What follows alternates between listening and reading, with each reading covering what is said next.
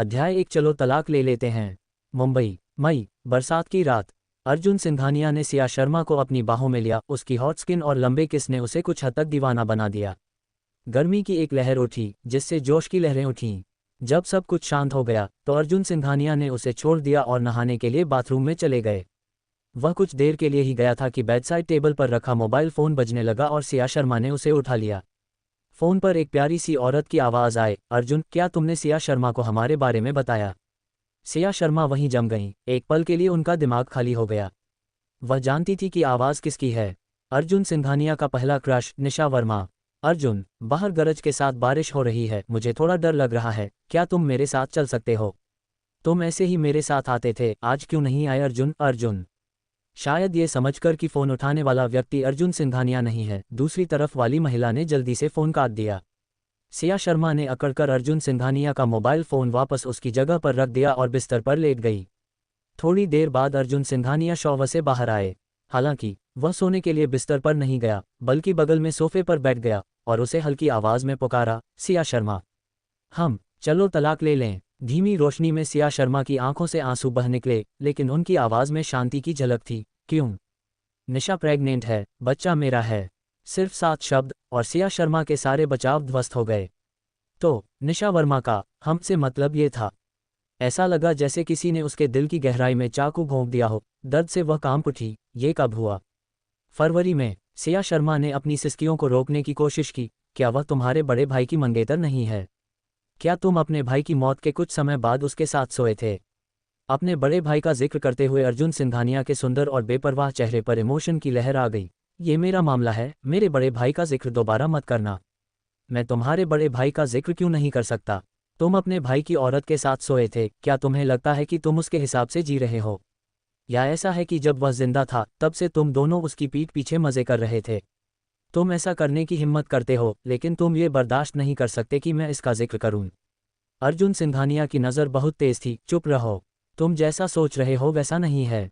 तो फिर क्या हुआ? जनवरी में तुम्हारे भाई की मौत हो गई, फरवरी में तुम उसकी होने वाली दुल्हन के साथ सोए, फिर मार्च में बिना किसी दिक्कत के मुझसे शादी कर ली, और अब तो सिर्फ मई ही है और तुम तलाक चाहते हो। तुम्हें नहीं लगता कि तुम बेशर्म हो? मैंने कहा कि ऐसा नहीं है जैसा तुम सोचते हो। अगर मैं बेशर्म हूं तो तुम कहाँ रह गए? यह मत सोचो कि मुझे नहीं पता कि जब तुमने मुझसे शादी की थी तो तुम क्या चाहते थे। सिया शर्मा दुख और शोक से भरी हुई थी। मैं किसके पीछे थी? आपलू परिवार की संपत्ति को लक्ष्य बना रहे थे, हमारे पैसे का उपयोग किया और परिवार के छेदों को भरने के लिए करने की कोशिश कर रहे थे। क्या तुम मेरे बारे में ऐसा सोचते हो? अर्जुन सिंघानिया का लहजा ठंडा और मजाकिया था। और क्या तुम मुझसे प्यार करती हो? सिया शर्मा को उसकी आवाज़ से गुस्सा आ गया। उसने ऐसा दिखाया जैसे उसे कोई फर्क नहीं पड़ता और कहा, यह कैसे हो सकता है? तुम सही हो, मैंने तुमसे लू परिवार के पैसे के लिए शादी की थी। जहाँ तक तुम्हारी बात है तो प्यार करने जैसा कुछ नहीं है। तुम्हारी फिजिक ठीक है और तुम बस एक टूलमैन हो जो मेरा बिस्तर गर्म कर सकता है। मेरे अरबपति पूर्व पति ने तलाक के बाद मुझे चिढ़ाया। चैप्टर 2 बड़े भाई की औरत। 2 अध्याय 2 बड़े भाई की औरत। अर्जुन सिंघानिया, जो एक होनहार इंसान थे, को पहली बार इतनी बुरी तरह से बुरा भला कहा गया। वह सिर्फ एक औरत का बिस्तर गर्म रखने के लिए अच्छा है। उन्होंने उसे ठंडे स्वर में चेतावनी दी, ज़्यादा दूर मत जाओ सिया शर्मा। अर्जुन सिंघानिया, तुम ही तो हद कर गए हो, मुझसे शादी का नाटक करते हुए अपने भाई की मंगेतर के साथ सो रहे हो। क्या तुम्हारा ज़मीर भी कुछ है? एक स्वर्ण खोदक के रूप में मुझे विवेक के बारे में व्याख्यान देना आपका काम नहीं है। मैं अभी तुम्हारी पत्नी हूँ। जब तुम्हारा अफेयर था और तुम एक बच्चे के पिता बने तो मुझे तुम्हें डांटने का हक मिल गया। अब ज़्यादा समय तक नहीं। जब वे बहस कर रहे थे तभी अर्जुन सिंघानिया का मोबाइल फ़ोन फिर से बज उठा। उसने कॉलर इट पर नज़र डाली और कॉल उठाने के लिए अपना तीखा रवैया नरम किया। निशा, क्या हुआ? ठीक है, मैं रास्ते में हूँ।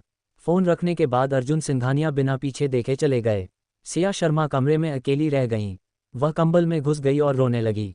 वह सोचती थी कि क्या वह उसे कभी देख पाएगा, चाहे वह उससे कितना भी प्यार करने की कोशिश करे या एक अच्छी और शरीफ पत्नी बनने की कितनी भी कोशिश करे। क्या उसे लगता है कि वह सोने की खोज में है? क्या उसे लगता है कि वह उसके परिवार की संपत्ति के पीछे पड़ी है? जब कियाओ परिवार का बिजनेस दिवालिया हो गया तो क्या उसने कभी उससे एक पैसा मांगा? जब अर्जुन सिंघानिया तूफान में अपने भाई के विला पर पहुंचे तो निशा वर्मा सोफे पर दुबकी हुई, कान ढके हुए कांप रही थीं। उसे देखते ही निशा वर्मा की आंखें चमक उठीं। अर्जुन, मुझे बहुत खुशी है कि तुम आए। तुम्हारे यहाँ होने से मुझे बाहर की बिजली से डर नहीं लगता। अर्जुन सिंघानिया ने सिर हिलाया, देर हो गई है, ऊपर जाकर सो जाओ। निशा वर्मा की आवाज़ धीमी हो गई, अर्जुन क्या तुम मेरे साथ ऊपर नहीं चलोगे? मुझे अभी भी अकेले सोने में डर लगता है। अर्जुन सिंघानिया ने कुछ देर तक उसे देखा, फिर आखिर में कहा, मैं बहुत ज़्यादा नशे में था और उस दिन मुझसे गलती हो गई। ऐसा दोबारा नहीं होगा। निशा वर्मा रोने लगी, लेकिन मेरा ऐसा कहने का कोई मतलब नहीं था। मैं सच में डरी हुई हूँ। जब तुम्हारा भाई जिंदा था तो उसने मुझे कभी भी तूफान में अकेले सोने नहीं दिया। वह हमेशा मेरे साथ रहता था। अर्जुन सिंघानिया जानते थे कि उनके भाई ने अपनी जिंदगी में उन्हें सच में बहुत प्यार किया था। वह उनके भाई की सबसे प्यारी औरत थी। उसने मुट्ठी भींची और सिर हिलाया, ठीक है, चलो ऊपर चलते हैं। निशा वर्मा बहुत खुश थी। उसने अपने आंसू पोंछे और अर्जुन का हाथ थामते हुए कहा, मुझे पता था कि तुम मेरे लिए सबसे अच्छे हो अर्जुन। अर्जुन सिंघानिया ने उसका हाथ टालते हुए उसे याद दिलाया, अपना कदम संभालो। निशा वर्मा हैरान रह गईं। उन्होंने अपना पेट ढकते हुए कहा, अर्जुन मुझे सहारा दो, मुझे गिरने का डर है। अर्जुन सिंघानिया ने थोड़ी देर के लिए अपनी आंखें बंद की और फिर आगे बढ़कर उसका हाथ सहारा दिया। बेडरूम में पहुंचकर निशा वर्मा लेट गईं, जबकि अर्जुन पास के सोफे पर बैठकर उन पर नजर रख रहा था। धीमी रोशनी में उसने पूछा, निशा, उस रात क्या तुमने ध्यान दिया कि हमारे ड्रिंक्स में किसने मिलावट की थी? मैंने ध्यान नहीं दिया, मैं भी एक विक्टिम था अर्जुन। निशा वर्मा की आवाज़ शिकायतों से भरी थी, क्या हम इस बारे में बात नहीं कर सकते? मैं इसे याद नहीं करना चाहती। ठीक है, मैं इस बारे में बात नहीं करूंगा। तुम्हें सो जाना चाहिए। खिड़की के बाहर तूफान बहुत तेज था, बादल गरज रहे थे और बिजली बार बार गिर रही थी, जैसे किसी को सजा दे रही हो। अर्जुन सिंघानिया ने वेचट खोला और अपने भाई के भेजे आखिरी वॉइस मैसेज पर ध्यान दिया। उसने ये मैसेज इतनी बार सुना था कि उसे इसे चलाने की ज़रूरत नहीं थी। उसे अपने भाई की रुक रुक कर आने वाली आवाज़ याद आ रही थी। अर्जुन, शायद मैं बच नहीं पाऊंगा। इस दुनिया में जिस एक इंसान को छोड़ने की मुझे चिंता है वो है निशा। मुझे उम्मीद है कि तुम, चाहे कुछ भी हो जाए, उसका अच्छे से ख्याल रखोगे। अपने भाई के लिए प्लीज़। मेरे अरबपति पूर्व पति ने तलाक के बाद मुझसे झगड़ा किया। अध्याय 3 क्या आपको जलन हो रही है? 3 क्या आपको जलन हो रही है? सुबह सुबह भारी बारिश रुक चुकी थी। जैसे ही अर्जुन सिंघानिया जाने की तैयारी कर रहे थे, एक अधेड़ उम्र की महिला अचानक बाहर से अंदर आए और उन्हें रोक लिया। ये निशा वर्मा की मां वेन बिलन थीं। अर्जुन, मैंने तुम्हें कई दिनों से नहीं देखा है, क्या तुम मुझसे बच नहीं रहे हो? नहीं, आप बहुत ज्यादा सोच रहे हैं, क्या आपको कुछ चाहिए? ओह, कुछ खास नहीं, मैं बस आपसे पूछना चाहता था, क्या वह पद छोड़ने को तैयार होगी? अगर वह नहीं चाहती तो मैं अपनी इज्जत को निगलकर उससे भीख मांग सकता हूँ।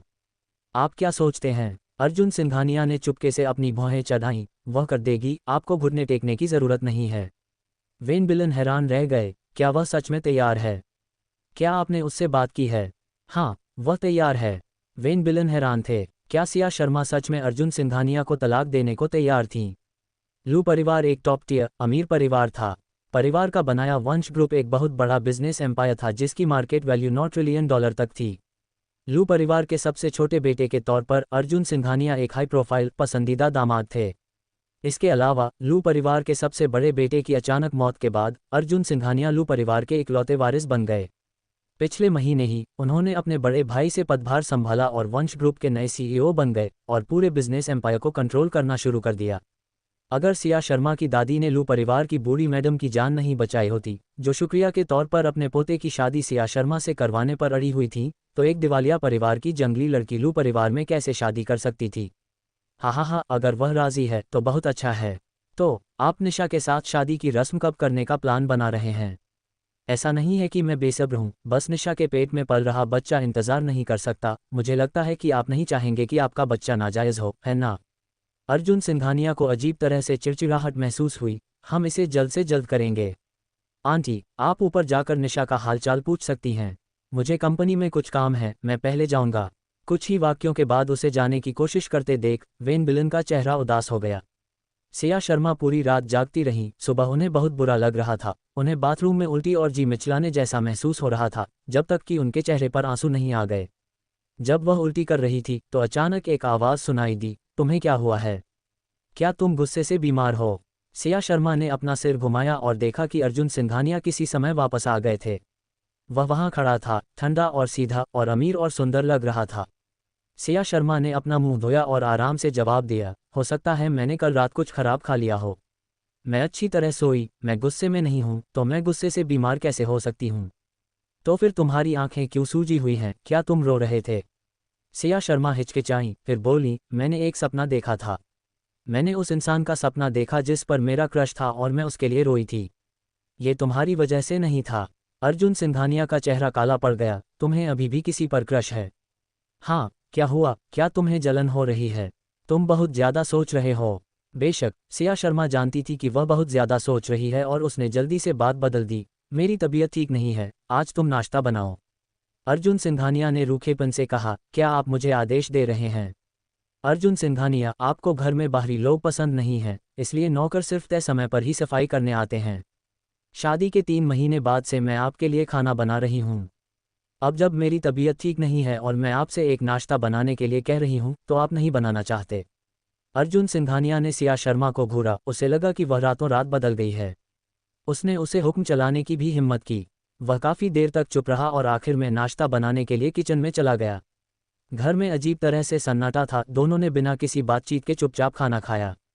निर्मला देवी के आने के बाद ही चुप्पी टूटी। शानदार कपड़े पहने निर्मला देवी आते ही लिविंग रूम में मेन सीट पर बैठ गईं। उनके लहजे में सुपीरियरिटी का एहसास था। सिया शर्मा, आपके कियाओ परिवार का केस कैसा चल रहा है? मेरे अरबपति पूर्व पति ने तलाक के बाद मुझसे झगड़ा किया। चैप्टर 4 पलटवार 4 अध्याय 4 जवाबी हमला। सिया शर्मा पहले इस दबंग सास से थोड़ा डरती थी, लेकिन अब जब उनका तलाक हो गया है तो डरने की क्या बात है।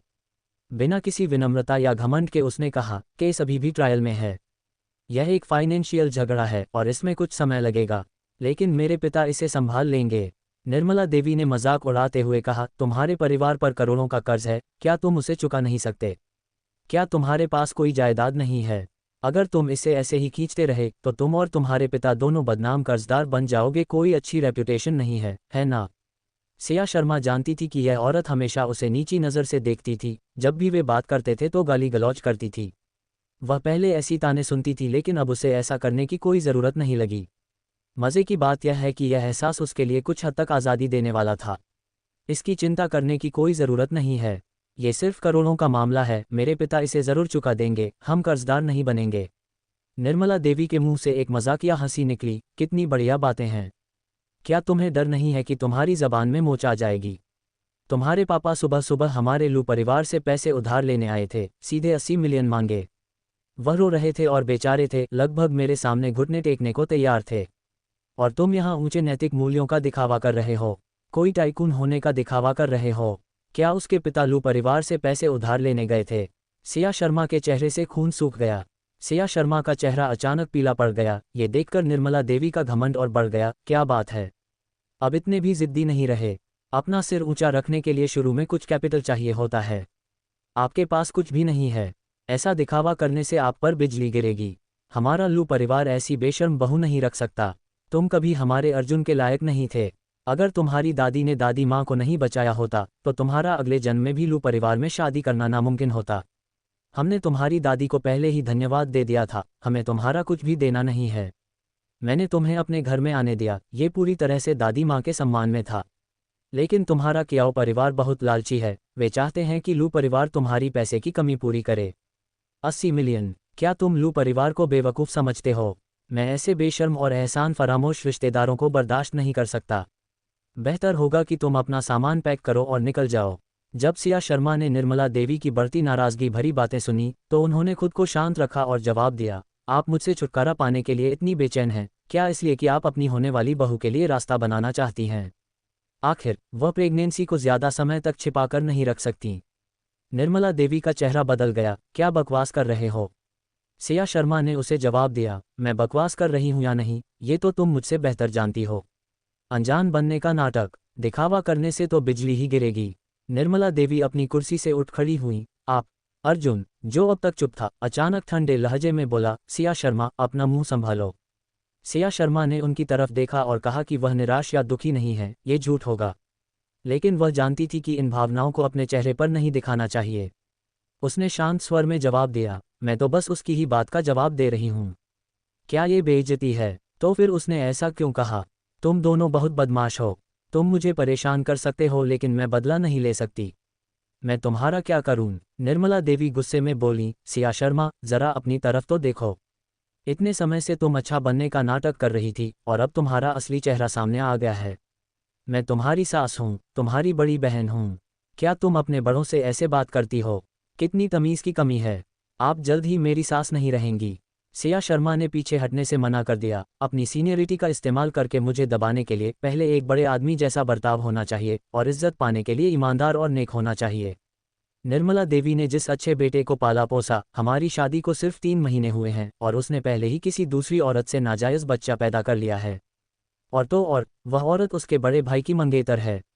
ये लू परिवार की एक तरह की बिगड़ी हुई और बेशर्म पारिवारिक परंपरा है। नैतिकता और नैतिकता को नज़रअंदाज करना, चाहे ऐसा परिवार कितना भी अमीर क्यों न हो, मैं उनके बीच नहीं रह सकता। मेरा अरबपति पूर्व पति तलाक के बाद मुझसे झगड़ा करता है। अध्याय 5 में तलाक क्यों ले रही हूँ? 5 में तलाक क्यों ले रहा हूँ? आप ठीक हैं। आप अपनी तीखी ज़बान से हमेशा तेज़ रहते हैं। निर्मला देवी का चेहरा पीला पड़ गया और फिर लाल हो गया। उन्होंने अपना सिर पकड़ा और वापस नीचे बैठ गईं। मेरा ब्लड प्रेशर। अर्जुन, जल्दी से मेरी दवा लाओ। अर्जुन सिंघानिया ने उसे दवा और पानी दिया, उसे लेने में मदद की और फिर सिया शर्मा को गंभीरता से देखा। तुम मेरी माँ को गुस्सा दिलाकर मार डालना चाहती हो? सिया शर्मा, लू फैमिली ने तुम्हारे साथ अच्छा बर्ताव किया है। ज़्यादा दूर मत जाओ। सिया शर्मा को मजाक लगा। मेरे साथ अच्छा बर्ताव किया? लू फैमिली ने मुझे क्या दिया है? क्या पिछले 3 महीनों से हमारी शादी में मैंने ही सारे त्याग नहीं किए हैं? मैंने तुम्हारे घर के काम संभालने के लिए अपनी नौकरी से इस्तीफा दिया, तुम्हारे लिए सब कुछ निपटाया। तुमने मेरे साथ कैसा बर्ताव किया? कौन ज्यादा कर रहा है? मैंने तुमसे कभी नौकरी छोड़ने के लिए नहीं कहा। तुम ही काम करने में बहुत आलसी थे। इसका इल्ज़ाम मुझ पर मत लगाओ। मैं आलसी? मेरा भी भविष्य अच्छा था अर्जुन सिंघानिया। तुम्हारी माँ ने ही मुझे काम पर जाने से मना किया था और कहा था कि एक अच्छी पत्नी को घर पर रहकर बच्चों का ध्यान रखना चाहिए। निर्मला देवी ने नाराज होकर कहा, मैंने तुमसे कहा था कि काम मत करो तो तुमने किया ही नहीं। मैंने तुम्हें कभी इतना बात मानने वाला नहीं देखा। तुम साफ तौर पर लू फैमिली में एक बहू की शानदार जिंदगी का मजा लेना चाहती हो और तुम इसे इतना अच्छा दिखाती हो। तुम सच में बहुत मोटी चमड़ी वाली हो। उन्होंने हमदर्दी से अपने बेटे का हाथ पकड़ा और कहा, बेटा उसे जल्दी से तलाक दे दो। ऐसी औरत इसके लायक नहीं है। ये सब दादी माँ की गलती है जो तुमसे शादी करने पर जोर दे रही हैं। मैं शुरू से ही राजी नहीं थी। वह एक आम परिवार से है, वह तुम्हारी बिल्कुल भी बराबरी नहीं कर सकती। मेरा बेचारा बेटा। मैडम लू जितना ज़्यादा बोलती गईं, सिया शर्मा के दिल में आग उतनी ही ज़्यादा भड़कती गई। यह उनके दिल को इतना जलाती रही कि दर्द होने लगा। निर्मला देवी शायद भूल गई हैं कि तलाक दोनों के लिए मायने रखता है। आपको सच में नहीं लगता कि अर्जुन सिंघानिया तलाक चाहता है, इसलिए मैं बात मानकर सहयोग करूंगी, है ना? तुम्हारा क्या मतलब है? तुम तलाक देने से मना कर रही हो। मुझे तलाक क्यों लेना चाहिए? तुमने कहा था ना, मुझे लू फैमिली की बहू की आरामदायक जिंदगी पसंद है। सिया शर्मा, तुम लू फैमिली की किसी भी चीज़ का फिर कभी मज़ा नहीं ले पाओगी, इस विला का भी। तुम यहाँ एक दिन भी नहीं रुकोगी। ठीक है, तो मैं अर्जुन सिंघानिया के साथ अपनी शादी की बात मीडिया में बता दूंगी। वैसे मैं ये भी लीक कर दूंगी कि हमारी शादी के दौरान उसका अफेयर था। अंदाज़ा लगाओ किसके साथ? उसके मरे हुए बड़े भाई की मंगेतर के साथ। वह उसके नाजायज़ बच्चे से प्रेग्नेंट भी है। सबूत चट्टान की तरह मजबूत हैं। निर्मला देवी, क्या आपको लगता है कि यह खबर काफ़ी ज़बरदस्त है? लू फैमिली की कितनी इज्जत डूबेगी? वंश ग्रुप का स्टॉक प्राइस कितना गिरेगा? निर्मला देवी डरी हुई और गुस्से में दिखी। अर्जुन, तुमने सुना है ना? वह सच में बुरी है। वह तुम्हें बर्बाद करना चाहती है। वह हमारे लू परिवार को ख़त्म करना चाहती है। तुम एक नर्क जैसी औरत को घर ले आए हो। उसका पहले का शांत और शांत स्वभाव नकली था, यहाँ तक कि दादी माँ भी उसके सुंदर लेकिन दिखावटी रूप से धोखा खा गई थीं। अर्जुन सिंघानिया भी हैरान थे। सिया शर्मा ने पहले कभी इस तरह बात नहीं की थी। वह हमेशा शांत और बात मानने वाली एक गुड़िया की तरह अच्छे स्वभाव की थी। अब वह एक अलग इंसान की तरह थी, यहाँ तक कि उन्हें धमका भी रही थी। उन्होंने रूखेपन से कहा, सिया शर्मा, तुम क्या चाहती हो, सीधे कह दो। गोलमोल बात करने की ज़रूरत नहीं है। उसके सुंदर बेपरवाह चेहरे को देखकर सिया शर्मा को लगा जैसे उसका दिल रो रहा हो। फिर भी वह कह पाई, डिवोर्स सेटलमेंट। मुझे 1 बिलियन चाहिए। क्या? निर्मला देवी इतनी गुस्से में थीं कि उनका चेहरा पीला पड़ गया। 100 करोड़? तुम बैंक क्यों नहीं लूट लेते? हम लू परिवार ये 1 बिलियन दे सकते हैं, लेकिन क्या तुमने खुद को आईने में देखा है? क्या तुम्हें लगता है कि तुम 1 बिलियन के लायक हो? मैं 1 बिलियन के लायक हूँ या नहीं, मुझे पक्का नहीं पता, लेकिन निशा वर्मा और उसके पेट में पल रहा बच्चा ज़रूर हैं। मैं 1 बिलियन लूँगा, एक पैसा भी कम नहीं। तुम सपना देख रहे हो। आप पैसे नहीं देना चाहते लेकिन फिर भी तलाक चाहते हैं। आप ही सपने देख रहे हैं। मेरे अरबपति पूर्व पति ने तलाक के बाद मुझे डांटा। चैप्टर 6 पिता की डांट। अध्याय 6 पिता की डांट।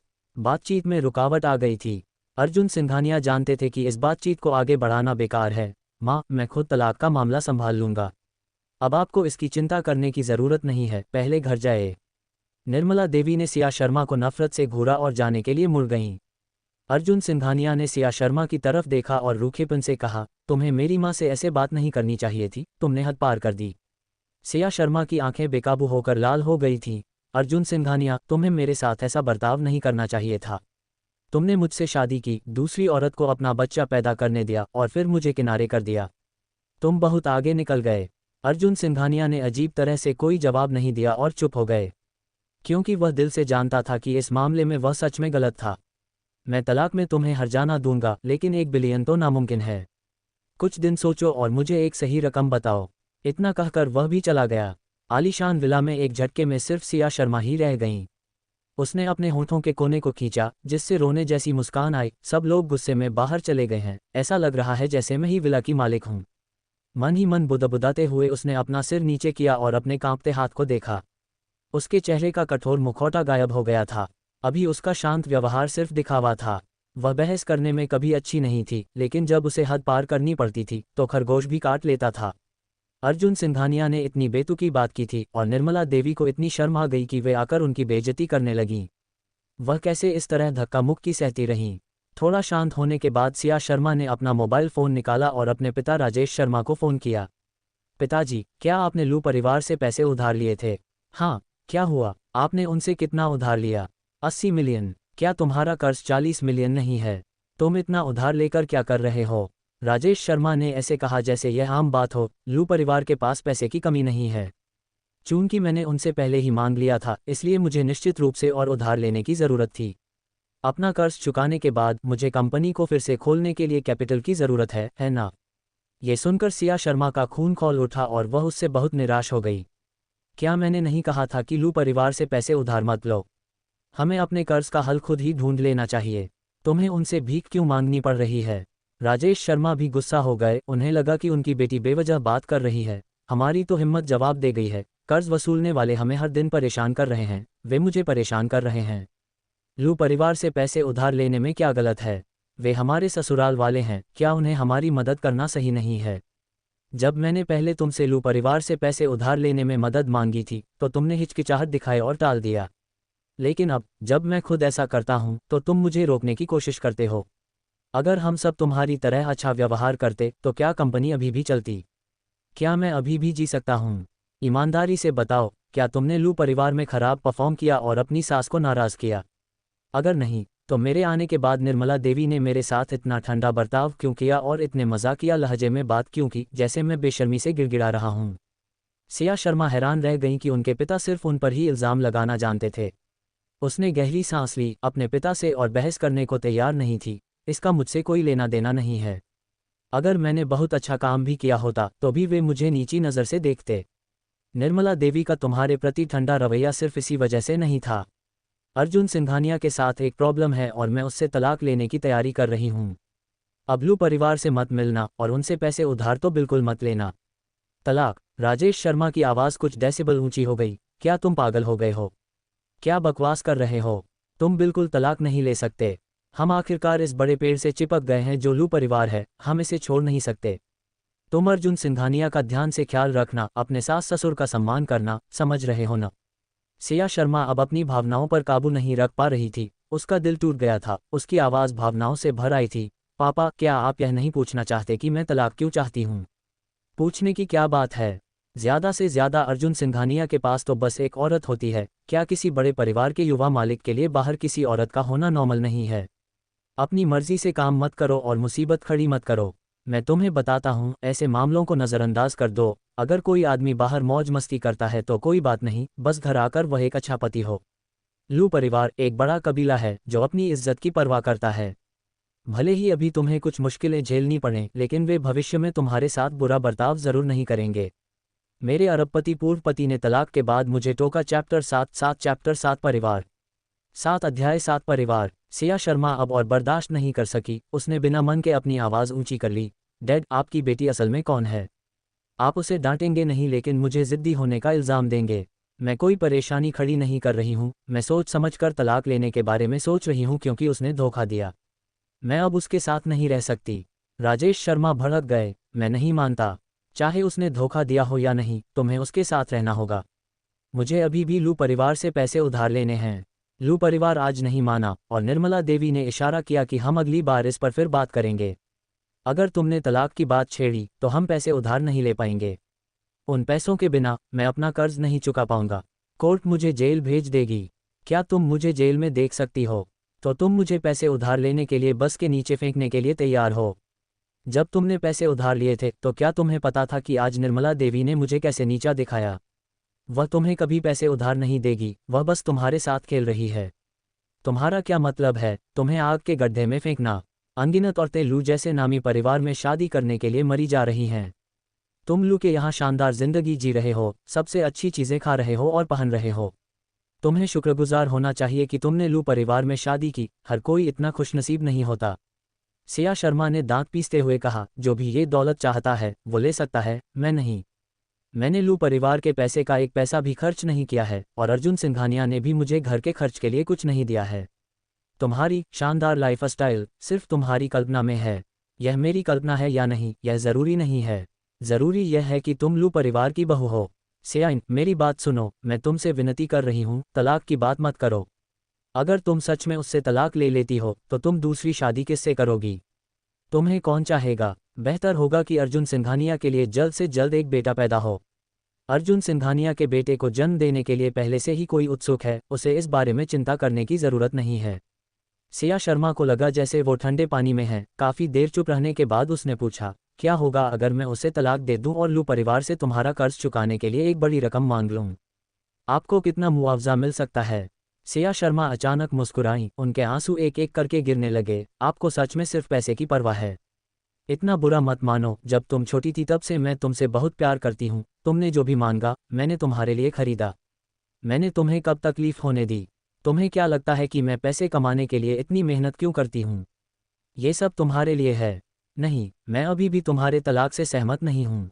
वैसे भी तलाक के समझौते से तुम्हें कितना मिल सकता है? तुम्हारे लिए अर्जुन सिंघानिया के साथ अच्छे से रहना बेहतर है। भविष्य में पैसे की कमी की चिंता क्यों करनी है? ओह ठीक है, तुम्हारे भाई की स्कूल फीस चाहिए। ट्यूशन फीस $500,000 है और रहने का दूसरा खर्च भी लगभग इतना ही होना चाहिए। क्या तुम पहले मुझे $1 मिलियन ट्रांसफ़र कर सकते हो?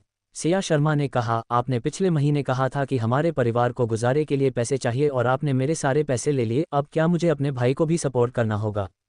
राजेश शर्मा ने गुस्से में जवाब दिया, हम आपसे उसे सपोर्ट करने के लिए नहीं कह रहे हैं, बस थोड़े पैसे मांग रहे हैं।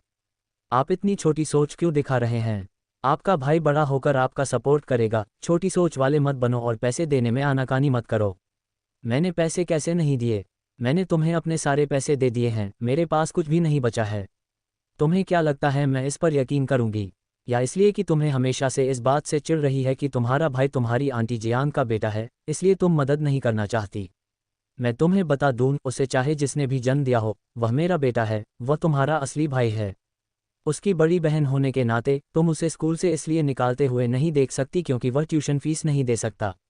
इंटरनेशनल स्कूलों की ट्यूशन फीस बहुत ज़्यादा है और हमारा परिवार अभी इतना ज़्यादा खर्च नहीं उठा सकता। आप उसे पब्लिक स्कूल में क्यों नहीं डाल देते? मैं भी पब्लिक हाई स्कूल में गया था, क्या वह ठीक नहीं था? ये तो सवाल ही नहीं उठता। तुम्हारा भाई लड़का है, उसे सबसे अच्छे स्कूल में जाना चाहिए। तभी उसे सबसे अच्छी पढ़ाई मिलेगी और वो ऊंचे ओहदे वाले लोगों से दोस्ती कर पाएगा। मैंने उसे इस स्कूल में एडमिशन दिलाने के लिए बहुत मेहनत की है। हम उसे अभी स्कूल छोड़ने नहीं दे सकते। जल्दी से पैसे ट्रांसफ़र करो। अगर तुम्हारे पास नहीं है तो अर्जुन सिंघानिया से मांग लो। उसके लिए 10 लाख तो बस छोटी रकम है। मेरा अरबपति पूर्व पति तलाक के बाद मुझसे चिढ़ता है। अध्याय 8 अध्याय 8 सफ़ेद चांदनी निशा वर्मा 8 चैप्टर 8 सफ़ेद चांदनी निशा वर्मा। सिया शर्मा का चेहरा गुस्से से पीला पड़ गया। मैंने कहा था कि मैं उससे तलाक ले लूंगी, फिर भी तुम मुझसे उससे पैसे लाने के लिए कैसे कह सकती हो? ठीक है, अगर तुम मुझसे नहीं पूछोगे तो मैं लू परिवार से फिर से उधार ले लूंगा। अगर मैं इस बार मैडम लू के सामने झुक गया तो मुझे यकीन नहीं है कि मुझे लोन नहीं मिलेगा। अगर तुम नहीं चाहते कि मैं तुम्हें शर्मिंदा करूं तो अपने भाई की ट्यूशन और रहने का खर्च उठाने का कोई तरीका निकालो। राजेश शर्मा ने अपनी बात खत्म करने के बाद फ़ोन काट दिया। वह अपना मोबाइल फ़ोन पकड़े खिड़की से बाहर खाली नज़रों से देख रही थी। वह सच में कंगाल हो गई थी। कियाओ परिवार का बैंकरप्सी रातों रात नहीं हुआ था, सारा पैसा उसके पिता बहुत पहले ही ले चुके थे। उसके पेट में फिर से उल्टी जैसा महसूस होने लगा। जब वह उठी थी तो उसे उल्टी जैसा महसूस हुआ था, वह फिर से महसूस होने लगा। शायद उसने सुबह ज्यादा खा लिया था। अर्जुन सिंघानिया के सामने नॉर्मल दिखने के लिए उसने खुद को नाश्ते में ज्यादा खाने के लिए मजबूर किया। एक गिलास पानी पीने और मतली को दबाने के बाद सिया शर्मा ने अपने पुराने बॉस का नंबर डायल किया। जैसे ही कॉल का जवाब दिया गया, दूसरी तरफ से एक हैरान आवाज आई, सिया शर्मा, तुमने आखिरकार मुझे कॉल कर ही लिया। तो क्या तुमने अपना मन बना लिया है? क्या तुम काम पर वापस आने के लिए तैयार हो? मैनेजर यान, मैं काम पर वापस जाने को तैयार हूँ। मुझ पर भरोसा बनाए रखने के लिए धन्यवाद। तुम काबिल हो, बेशक मैं चाहूँगा कि तुम वापस आओ। मेरी प्रॉब्लम और कौन सॉल्व कर सकता है? तुम ऐसे इंसान हो जो मुश्किल काम भी कर सकते हो, मैं टैलेंट की वैल्यू करता हूँ। तो फिर ये तय है, मैं कल काम पर वापस आऊँगा।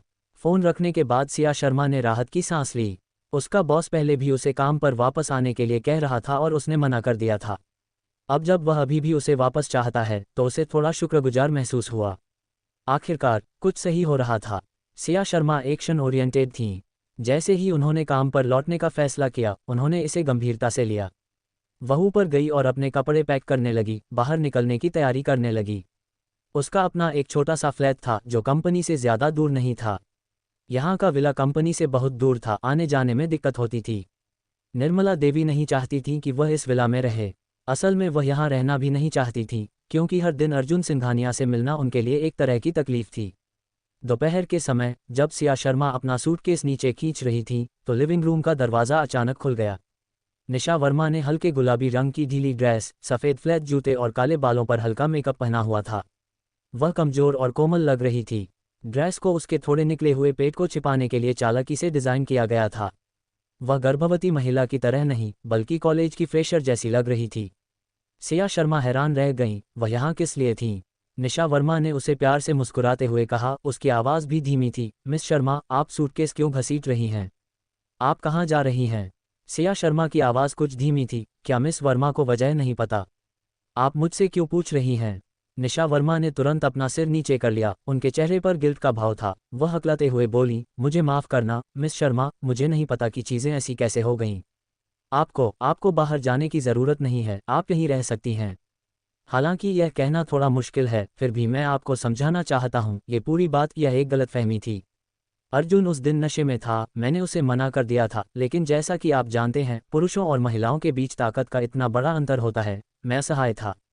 मेरा सच में तुम्हारा रिश्ता खराब करने का कोई इरादा नहीं था, लेकिन अब जब मैं प्रेग्नेंट हूँ तो कोई बात नहीं, यह एक छोटी सी जिंदगी है, मैं इसे ऐसे ही बेरहमी से मिटा नहीं सकती थी। अर्जुन ने बच्चे को रखने पर जोर दिया, यहाँ तक कि निर्मला देवी ने भी। मुझे माफ़ कर दो, मुझे सच में माफ़ कर दो, ये सब मेरी गलती है, तुम मुझ पर चिल्ला सकती हो। मेरे अरबपति पूर्व पति ने तलाक के बाद मुझसे झगड़ा किया। चैप्टर 9 उल्टी 9 अध्याय 9 उल्टी। सिया शर्मा ने अपने सामने बेबस शर्मिंदा चेहरे वाली निशा वर्मा को देखा, जो रंगे हाथों पकड़ी गई एक छोटी लड़की लग रही थी, और कुछ देर के लिए उसके पास शब्द नहीं थे। अब उसे समझ में आया कि अर्जुन सिंघानिया हमेशा अपने भाई की औरत से चुपके से प्यार क्यों करता था, और निशा वर्मा उसकी चांदनी क्यों बन गई थी। कोई भी आदमी उसके दयनीय रूप का विरोध नहीं कर सकता था। सिया शर्मा की कला में दर्द चाकू से कटने जैसा था, लेकिन जब निशा वर्मा उनके सामने खड़ी हुई तभी उन्हें एहसास हुआ कि वह सच में हार गई हैं, क्योंकि उसने एक बार निशा वर्मा की नरमी की नकल करने की कोशिश की थी। अर्जुन सिंघानिया का प्यार पाने के लिए उसने विनम्रता से अपनी पर्सनैलिटी और सपनों को छोड़ दिया था और चुपचाप खुद को उसकी चांदनी जैसा बना लिया था। वह कितनी मूर्ख थी। क्या वह सच में चांदनी की नकल कर सकती थी? उसे बस खुद जैसा होना चाहिए। उसके पेट में फिर से मरोड़ उठने लगी और सिया शर्मा अपने पेट को दबाने से खुद को रोक नहीं पाए। निशा वर्मा ने चिंता से उससे पूछा, मिस शर्मा, आप ठीक हैं? आप बहुत पीली दिख रही हैं। क्या मैं आपको यहाँ बैठने में मदद कर सकती हूँ? क्योंकि निशा वर्मा प्रेग्नेंट थी, इसलिए सिया शर्मा ने प्यार से उनकी मदद करने से मना कर दिया और सोफे पर बैठ गईं। मैं ठीक हूँ मिस वर्मा, आपने पहले ही माफ़ी मांग ली है, अब आप जा सकती हैं। फिर भी, निशा वर्मा ने धीरे से कहा, लेकिन तुमने यह नहीं कहा कि तुम मुझे माफ़ कर दोगे और मैं नहीं जा सकती। इसके अलावा, तुम बीमार लग रहे हो। क्या अर्जुन ने ध्यान नहीं दिया? मैं उसकी तरफ से तुम्हारा ध्यान रखूंगी, प्लीज़ उस पर गुस्सा मत होना। सिया शर्मा एक प्रेग्नेंट औरत को अपनी देखभाल करने कैसे दे सकती थी? कोई ज़रूरत नहीं, मैं सच में ठीक हूँ, थोड़ा आराम करने के बाद ठीक हो जाऊंगी। अर्जुन शायद ऑफिस चला गया होगा, तुम जाकर उसे ढूंढ सकते हो। फिर भी निशा वर्मा ने रुकने की जिद की, होंठ काटते हुए कहा, मैं पहली बार आपके घर आई हूँ, क्या आप मुझे एक कप चाय पर नहीं बुलाएंगे? या आप अभी भी मुझसे नाराज हैं? सिया शर्मा ने दृढ़ता से कहा, चाय अलमारी में है, आप जो चाहें ले सकते हैं। मुझे जाना है। लेकिन निशा वर्मा ने जिद करके उनका रास्ता रोक दिया। मिस शर्मा, आपने मेरे लिए चाय बनाने से मना कर दिया, इसका मतलब है कि आपने मुझे माफ़ नहीं किया है। आपकी माफ़ी के बिना मैं आज आपको जाने नहीं दूंगी। मैं आपका अच्छे से ख्याल रखना चाहती हूँ और अपनी गलतियों की भरपाई करना चाहती हूँ। थकी और पस्त सिया शर्मा बहस नहीं करना चाहती थी। अगर मैं आपके लिए चाय बनाऊं, तो क्या आप मुझे जाने देंगे? अगर आप मेरे लिए चाय बनाते हैं तो मैं निश्चित रूप से आपका रास्ता नहीं रोकूंगा। सिया शर्मा पलटी और पानी गर्म करने और चाय बनाने के लिए रसोई में चली गईं। जब चाय तैयार हुई और निशा वर्मा को दी गई तो उसने एक घूंट लिया और फिर उसे तुरंत थूक दिया। बहुत माफ़ी मांगते हुए वह हकलाते हुए बोली, मुझे माफ़ करना, मुझे माफ़ करना मिस शर्मा, मेरा मतलब थूकना नहीं था। चाय बहुत गर्म है, बहुत गर्म। मैं चाय ताज़ी है, जाहिर है ये गर्म है, इसमें तुम्हारी कोई गलती नहीं है, सिया शर्मा ने कहना शुरू किया, लेकिन अचानक उसका चेहरा पीला पड़ गया। सुबह से दबा हुआ जी मिचलाने का एहसास आखिरकार बाहर आ गया और उसे अचानक उल्टी हो गई। तुरंत निशा वर्मा चिल्लाए, आह आह। सिया शर्मा ने देखा कि निशा वर्मा की नई सुंदर ड्रेस अब उसकी उल्टी से ढकी हुई थी। उसके शरीर से एक बुरी गंध आ रही थी। यहाँ तक कि सिया शर्मा को भी यह बर्दाश्त नहीं हुआ और उन्हें कई बार उल्टी भी आई। निशा वर्मा डर के मारे पीछे हट गईं।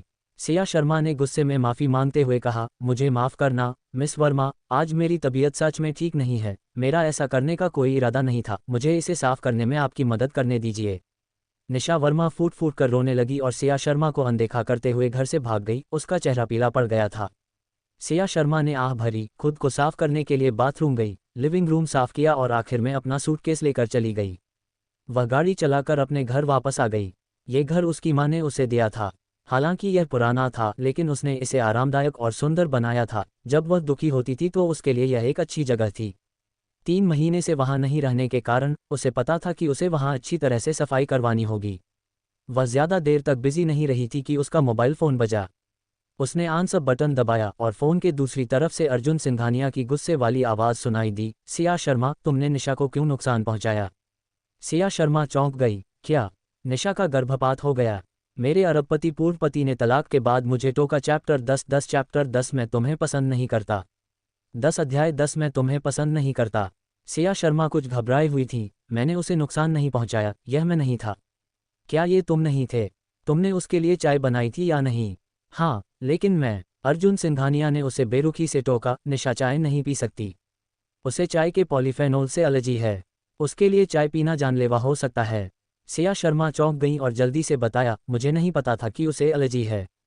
वह खुद इसे पीना चाहती थी और उसने बस एक घूंट पीने के बाद ही थूक दिया। तो फिर तुम उसके ऊपर उल्टी क्यों नहीं कर देते? वह प्रेग्नेंट है, वह ज़्यादा स्ट्रेस नहीं झेल सकती। ऐसा करने से उसे और बच्चे दोनों को खतरा हो सकता है। सिया शर्मा, ये बहुत बुरा है। मैंने ये जानबूझकर नहीं किया, मुझे पूरी सुबह उल्टी जैसा लग रहा था, तुमने भी देखा। मेरा उसे उकसाने का कोई इरादा नहीं था, मैं बस अपनी उल्टी को रोक नहीं पाया। अर्जुन सिंघानिया की आवाज़ पहले से भी ज़्यादा ठंडी थी। सिया शर्मा, तलाक का फैसला मेरा था। अगर तुम्हें कोई शिकायत है तो मुझ पर निकालो। निशा बेकसूर है, उससे पंगा मत लो। शायद इस दुनिया में इन शब्दों से ज़्यादा कोई भी चीज़ उसका दिल नहीं तोड़ सकती। उस समय सिया शर्मा को ऐसा लगा जैसे कड़ाके की सर्दी में उन पर बर्फीला पानी डाल दिया गया हो, जिससे उन्हें ठंड लग रही थी। उसे ऐसे आदमी से प्यार क्यों करना पड़ा? यहाँ तक कि उसके लिए उसने खुशी खुशी अपना सब कुछ छोड़ दिया। घर पर उसके लिए खाना बनाने और सफाई करने के लिए, यहाँ तक कि चुपचाप उसकी शारीरिक ज़रूरतें भी पूरी कीं। अगर वह निशा वर्मा से इतना ही प्यार करता था तो उसे उससे शादी करके उसे इस गर्त में क्यों घसीटना पड़ा? सिया शर्मा को अपनी आवाज़ वापस पाने में काफ़ी समय लगा। पहले वाली घबराहट पूरी तरह से गायब हो गई थी और वह संभली। तुम्हारा क्या मतलब है कि तलाक का फैसला तुम्हारा था? यह मेरा भी फैसला था। तुम यह नहीं सोच सकते कि मैं निशा वर्मा को नुकसान पहुंचाना चाहता था और उसका मिसकैरेज करवाना चाहता था क्योंकि मैं तलाक नहीं लेना चाहता था। मिस्टर सिंघानिया, आप बहुत ज़्यादा सोच रहे हैं। मुझे आप में कोई दिलचस्पी नहीं है और मैं आपको और मिस वर्मा को आशीर्वाद देकर बहुत खुश हूँ। मैं कभी भी जानबूझकर उसे नुकसान नहीं पहुंचाऊंगा क्योंकि मेरा कोई मकसद नहीं है। इसके उलट, जब मिस वर्मा आपके बच्चे को जन्म देंगी तभी आप पर मेरी पकड़ मजबूत होगी, जिससे मैं पूरे भरोसे के साथ तलाक के मुआवजे के तौर पर 1 बिलियन की मांग कर पाऊंगा। अगर उनका मिसकैरेज हो जाता है और आपने उनसे शादी नहीं की तो क्या मुझे नुकसान नहीं होगा? मैं वो इंसान हूं जो सबसे कम चाहता हूं कि मिस वर्मा का मिसकैरेज हो। फोन पर दूसरी तरफ अर्जुन सिंघानिया उसकी बातों से हैरान रह गए और काफी देर तक कोई जवाब नहीं दिया। सिया शर्मा की आंखों में आंसू आ गए और उन्होंने कहा, अगर और कुछ नहीं है तो चलो फोन रख देते हैं। मुझे बताओ कि तुम कब 1 बिलियन देने को तैयार हो और हम डिवोर्स प्रोसेस से गुजर सकते हैं। जैसा कि मैंने पहले कहा, 1 अरब असंभव है, इसके बारे में सोचो भी मत। तो क्या मिस्टर सिंघानिया के दिल में मिस परफेक्ट की कीमत 1 बिलियन नहीं है? अर्जुन सिंघानिया कहना चाहते थे कि निशा वर्मा उनकी मिस परफेक्ट नहीं थी, लेकिन उन्हें लगा कि सिया शर्मा के सामने खुद को सही साबित करने की कोई ज़रूरत नहीं है। उसे उसके बोलने का तरीका पसंद नहीं आया, इसलिए इस बार उसका लहजा बहुत ज़्यादा कठोर और ठंडा था। वह 1 बिलियन की है, तुम नहीं। तुम 1 पैसे की भी नहीं हो और मैं तुम्हें तलाक में 1 पैसा भी नहीं दूंगा। अगर तुम्हें कियाओ परिवार के कर्ज चुकाने के लिए मुझसे पैसे चाहिए तो तुम्हें पहले मेरे सामने घुटने टेकने होंगे। ये सुनकर सिया शर्मा के आंसू और भी ज़्यादा बहने लगे। वह खुश थी कि वे सिर्फ फ़ोन पर बात कर रहे थे ताकि अर्जुन सिंघानिया उसका बिखरा हुआ लेकिन विद्रोही चेहरा न देख ले। कोई बात नहीं, तुम्हें मुझे पैसे देने की ज़रूरत नहीं है, फिर हम तलाक नहीं लेंगे। मुझे बस यह नहीं पता कि निशा वर्मा इंतज़ार कर पाएगी या नहीं। फ़ोन पर फिर से सन्नाटा छा गया। साफ है कि अर्जुन सिंघानिया उसकी बातों से चिढ़ गया था और अपनी भावनाओं को कंट्रोल करने की कोशिश कर रहा था। वह पहले स्थिर भावनाओं वाला व्यक्ति था, लेकिन कल रात से सिया शर्मा कई बार उसका गुस्सा भड़काने में कामयाब रही। काफ़ी देर बाद मोबाइल फ़ोन पर फिर से उसकी आवाज़ आई, हॉस्पिटल आओ, निशा से माफ़ी मांगो और डिवोर्स एग्रीमेंट पर साइन करो। मेरे अरबपति पूर्व पति ने तलाक के बाद मुझे टोका। चैप्टर 11 चैप्टर 11 तुम बहुत दयालु हो। 11 अध्याय 11 आप बहुत दयालु हैं। अर्जुन सिंघानिया ने बात खत्म करते ही तुरंत फ़ोन काट दिया। सिया शर्मा वहीं बैठी रहीं, उनका मोबाइल पकड़ा हुआ हाथ धीरे धीरे ढीला पड़ रहा था। वह आंसुओं के बीच हंसने लगी। अस्पताल जाकर उसका मुख्य काम निशा वर्मा से माफ़ी मांगना था। तलाक तो बस एक छोटी बात थी। उनके लिए तलाक बहुत बड़ी बात थी, लेकिन अर्जुन सिंघानिया के लिए यह मामूली बात थी। 30 मिनट बाद सिया शर्मा अस्पताल पहुंची। चाहे इसे जैसे भी कहा जाए, निशा वर्मा के मिसकैरेज का सीधा कनेक्शन उससे था, इसलिए उसे सच में माफ़ी मांगनी चाहिए थी। आखिर इसमें एक जान का नुकसान भी शामिल था। तलाक तो होना ही था। अर्जुन सिंघानिया के साथ चीज़ें जल्दी खत्म करना एक तरह से उसके लिए राहत की बात होती। वार्ड में निशा वर्मा बिस्तर पर लेटी हुई थी, उनका रंग पीला पड़ गया था और अर्जुन सिंघानिया उनके साथ थे। पास में ही एक अधेड़ उम्र की महिला भी बैठी थी जिसने अच्छे कपड़े पहने थे। सिया शर्मा ने उन्हें पहचान लिया, वह निशा वर्मा की मां वेन बिलन थीं। जैसे ही वेन बिलन ने सिया शर्मा को अंदर आते देखा, वह गुस्से में बोली, सिया शर्मा, क्या तुम मेरी बेटी और उसके पेट में पल रहे बच्चे को मारना चाहती थी? तुम इतनी बेरहम कैसे हो सकती हो? मैं तुम्हें हरा दूंगी। जब वह बोल रही थी तो उसने सिया शर्मा के चेहरे पर थप्पड़ मारने के लिए हाथ उठाया। इससे पहले कि सिया शर्मा कुछ कह पाती, अर्जुन सिंघानिया उनके सामने आ गए। उसने वेन बिलन की कलाई पकड़ी और उसे पीछे धकेला। मिसेज लैंड, कृपया शांत हो जाए। सिया शर्मा ने खुद को बचा रहे लंबे प्रभावशाली व्यक्ति को देखा, फिर अपनी नज़रें फेर लीं। उसने सोचा था कि फ़ोन पर उसकी तेज़ गरज के बाद वह आते ही उसे डांटेगा। उसे उम्मीद नहीं थी कि वह उसे बचाएगा, यह एक सरप्राइज़ था। लेकिन वह ये नहीं सोच रही थी कि अर्जुन सिंघानिया उसे पसंद करते हैं। वह यह अपनी इज्जत के लिए कर रहा था। आखिर उनका अभी तलाक नहीं हुआ था और अपनी पत्नी को सबके सामने थप्पड़ मारने से उसकी इज्जत खराब हो जाती। ये देखकर कि उसे रोक दिया गया है, वेन बिलन तुरंत चिल्लाने लगी, अर्जुन, तुम अब भी इस बेरहम औरत को कैसे बचा सकते हो? उसने निशा को लगभग मार ही डाला था, उसने निशा के बच्चे को लगभग मरवा ही दिया था। क्या मैं उसे थोड़ा सा भी डिसिप्लिन नहीं दे सकती? मेरी बेचारी बेटी। सिया शर्मा ने जल्दी से मुख्य शब्द समझ लिए और थोड़ा चौंकते हुए पूछा, मिस्टर सिंघानिया, क्या आपने नहीं कहा था कि उसका मिसकैरेज हो गया था? अर्जुन सिंघानिया ने उसकी तरफ देखा और साफ साफ जवाब दिया, इसे बचा लिया गया। वेन बिलन रोते हुए बोला, सिया शर्मा, तुम्हारा क्या मतलब है? क्या तुम सच में चाहती थी कि मेरी बेटी का मिसकैरेज हो जाए? तुम्हारा दिल बहुत बुरा है। शुक्र है कि हमारे लैंड परिवार का अपना हॉस्पिटल है, हमें सबसे अच्छा डॉक्टर मिला और हम मुश्किल से इस बच्चे को बचा पाए। नहीं तो तुम्हारा खतरनाक प्लान कामयाब हो जाता।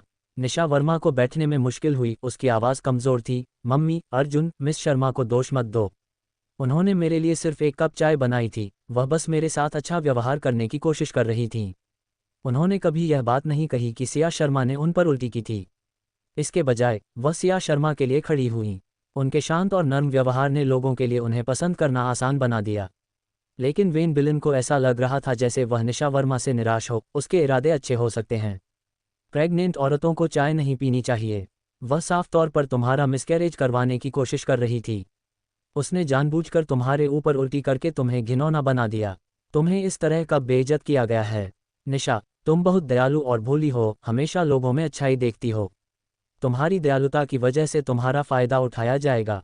सिया शर्मा अर्जुन सिंघानिया के पीछे से निकली और सीधे निशा वर्मा की तरफ देखा। मिस वर्मा, आपने उन्हें क्यों नहीं बताया कि आपने ही मुझसे चाय बनाने के लिए कहा था?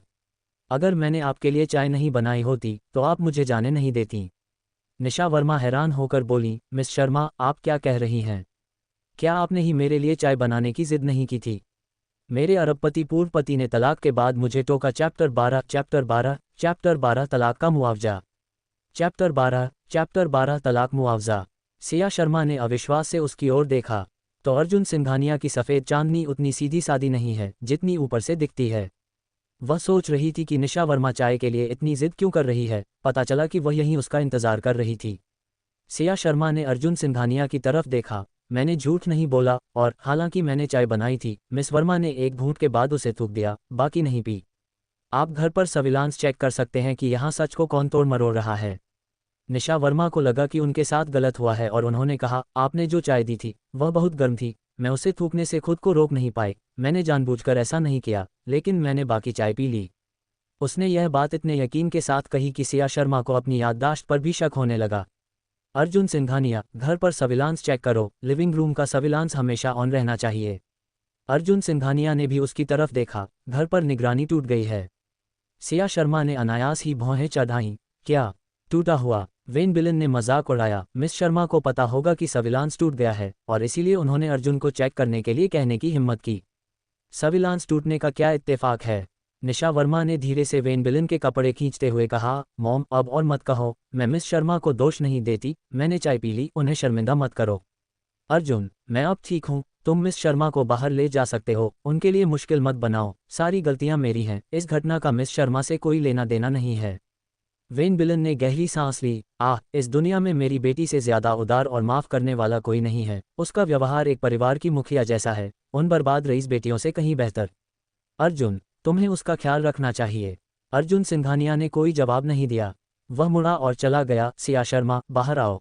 सिया शर्मा भी उनके पीछे वार्ड से बाहर चली गईं। वीआईपी वार्ड के बाहर का गलियारा बहुत शांत था, मानो दुनिया में सिर्फ वे ही दो बचे हों। सिया शर्मा ने धीरे से कहा, मैंने उसे चाय पीने के लिए मजबूर नहीं किया। वह खुद पीना चाहती थी। अर्जुन सिंघानिया का लहजा उदासीन था। तो आप कह रहे हैं कि उसने जानबूझकर चाय पी, जबकि उसे इससे एलर्जी है? अर्जुन सिंघानिया के सुंदर चेहरे को देखते हुए सिया शर्मा की आंखें धीरे धीरे लाल हो गईं। उनका दिल दुख से भर गया। वह अक्सर दूसरे मामलों में भी उसका ख्याल रखता था, जैसे वेन बिलन के थप्पड़ को रोकना और लड़ाई के बाद उसके लिए नाश्ता बनाना। लेकिन जब बात निशा वर्मा की आती थी तो वह बिना किसी शर्त के निशा वर्मा की रक्षा करते थे। सिया शर्मा ने अपनी आंखें पोंछने के लिए सिर घुमाया। उनकी आवाज़ मजबूत और दमदार थी। मेरा ज़मीर साफ है। मैंने झूठ नहीं बोला, मानो या न मानो। तलाक जल्दी लेना ही अच्छा है। मैं बहुत बिजी हूँ। मैं जल्द ही कंपनी में काम शुरू कर रही हूँ और मेरे पास बाहर आने का टाइम नहीं होगा। अर्जुन सिंघानिया की ठंडी नज़र उस पर पड़ी। अब तुम्हारे पास नौकरी है?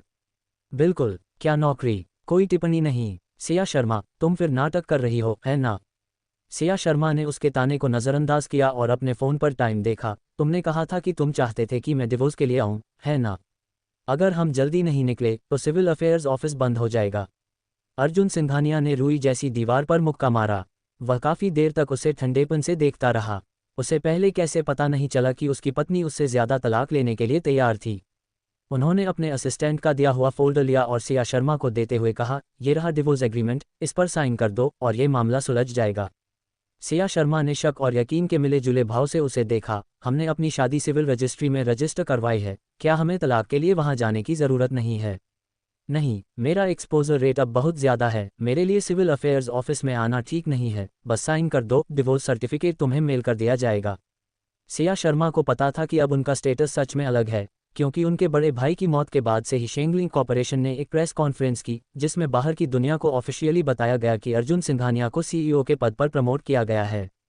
वह अक्सर अलग अलग मीडिया में दिखाई देते थे। उनके बारे में हर जगह रिपोर्टें आती थीं। अब बहुत कम लोग थे जो उन्हें नहीं जानते थे। इसके अलावा उसने टीवी ड्रामा में देखा था कि ताकतवर और असरदार लोग असल में सिविल अफेयर्स को डिवोर्स सर्विस के लिए अपने दरवाजे पर बुला सकते थे। ये कोई मनगढ़ंत बात नहीं होनी चाहिए, है ना? उसने डॉक्यूमेंट लिया, उस पर एक नज़र डाली, फिर मुआवजे की रकम 1 मिलियन पर ध्यान दिया। मेरे अरबपति पूर्व पति ने तलाक के बाद मुझे टोका। चैप्टर 13 चैप्टर 13 चैप्टर 13 कौन ज़्यादा परेशान है? चैप्टर 13 कौन ज़्यादा परेशान है? सिया शर्मा यह आंकड़ा देखकर हैरान रह गईं और फिर पूछा, 10 लाख। अर्जुन सिंघानिया ने त्योरियां चढ़ाईं, बहुत कम। इस पैसे के अलावा मैं कियाओ परिवार को एक नई कंपनी बनाने में मदद करने जा रहा हूं। ज़्यादा लालची मत बनो। सिया शर्मा ने पहले 1 बिलियन मांगे थे, जो साफ तौर पर उनके लिए जानबूझकर परेशानी थी। वह इतना ज़्यादा नहीं चाहती थीं। अगर आज उसने जो रकम ऑफर की वह ठीक ठाक थी, तो वह डिवोर्स एग्रीमेंट पर साइन करने को तैयार थी, क्योंकि वह अर्जुन सिंघानिया से रिश्ता तोड़ना चाहती थी और निशा वर्मा के झांसे में आने से बचना चाहती थी। लेकिन उनका 10 लाख का ऑफर बेशक बेइज्जती वाला था। उसने दांत भींचे और थूकते हुए कहा, 10 लाख? तुम मेरे साथ भिखारी जैसा बर्ताव कर रहे हो। मैंने तुमसे कहा था मुझे 1 अरब चाहिए, 1 पैसा भी कम नहीं, वरना तुम तलाक के बारे में भूल सकते हो। अर्जुन सिंघानिया को उसका गुस्से वाला रूप कुछ मज़ेदार लगा। इतने लंबे समय से उसे जानने के बाद वह कभी गुस्सा नहीं हुई, हमेशा सावधान रहती थी और उसे और लू परिवार को खुश करने के लिए तैयार रहती थी। ये साफ था कि वह उसके लिए बुली करने का आसान टारगेट थी और वह ऐसा लगातार करता था। अब वह साफ साफ और ज़ोरदार बातें कर रही थी, जिससे उसकी धार साफ दिख रही थी। यह असली वह थी। अर्जुन सिंघानिया का लहजा बेपरवाह था। सिया शर्मा, तुमने एक अच्छी और शरीफ औरत का रोल बहुत अच्छे से किया। अब जब तुम तलाक चाहती हो तो तुम्हारा असली चेहरा सामने आ गया है। अगर तुम तलाक नहीं ले रही होती तो क्या तुम ये नाटक जारी रखती? क्या तुम्हें अपना असली रूप डरावना नहीं लगता? सिया शर्मा गुस्से से कांप रही थी। तुम्हारी हिम्मत कैसे हुई ये कहने की कि मैं डरावनी हूँ? क्या डरावनी तुम नहीं हो? उसने फोल्डर उस पर फेंका और गुस्से में बाहर चली गई। उन्हें मिले हुए 5 साल हो गए थे। ये पहली बार था जब वह उस पर गुस्सा हुई थी। शुरू में उसने उसका सामना करने की हिम्मत नहीं की, फिर वह उसे इतना पसंद करने लगी कि नाराज़ नहीं हो सकी। अब से ऐसा नहीं होगा। उसने उसे बेइज्जत किया था, है ना? तो उनकी प्यारी निशा वर्मा जो प्रेग्नेंट हैं, उन्हें अभी थोड़ा और इंतज़ार करना होगा। देखते हैं कि इस बारे में कौन ज़्यादा बेसब्र है। फोल्डर उसकी छाती पर लगा, जिससे उसे चुभन हुई और वह थोड़ा बेहोश भी हो गया। किसी ने भी उस पर इस तरह हमला करने की हिम्मत नहीं की थी। सिया शर्मा की तो बात ही छोड़िए, जो उसे बहुत प्यार से ऊंचा दर्जा देती थी। उसकी नरमी सिर्फ दिखावा थी। जुबिन भी हैरान रह गया। उसने पहली बार सिया शर्मा को गुस्सा होते देखा था। फोल्डर उठाते हुए वह ये कहे बिना नहीं रह सका, मिस्टर सिंघानिया, मुझे नहीं लगता कि मालकिन आपको छोड़कर जाना बर्दाश्त कर पाएंगी। ऐसा नहीं है कि वह आपको तलाक नहीं देना चाहती, 1 मिलियन बहुत कम है। मुझे लगता है कि 50 मिलियन काफ़ी होंगे।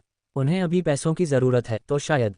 अर्जुन सिंघानिया का चेहरा तुरंत ठंडा पड़ गया। तुम्हारी राय किसने पूछी? निकल जाओ। सहायक जल्दी से जाने लगा। हाँ हाँ, मैं अभी चलता हूँ। यहाँ वापस आओ। असिस्टेंट ने तुरंत जवाब दिया। मिस्टर सिंघानिया, आपका हुक्म। घर पर सर्विलांस वीडियो पर प्रोग्रेस कैसी है? हमने एक एक्सपर्ट से सलाह ली, जिन्होंने कहा कि इसमें वायरस आ गया है और इसे रिस्टोर नहीं किया जा सकता। हालांकि एक्सपर्ट के मुताबिक जिस व्यक्ति ने ऐसा किया उसे कंप्यूटर की अच्छी जानकारी नहीं है और वह वीडियो की रूट डायरेक्टरी नहीं ढूंढ पाया।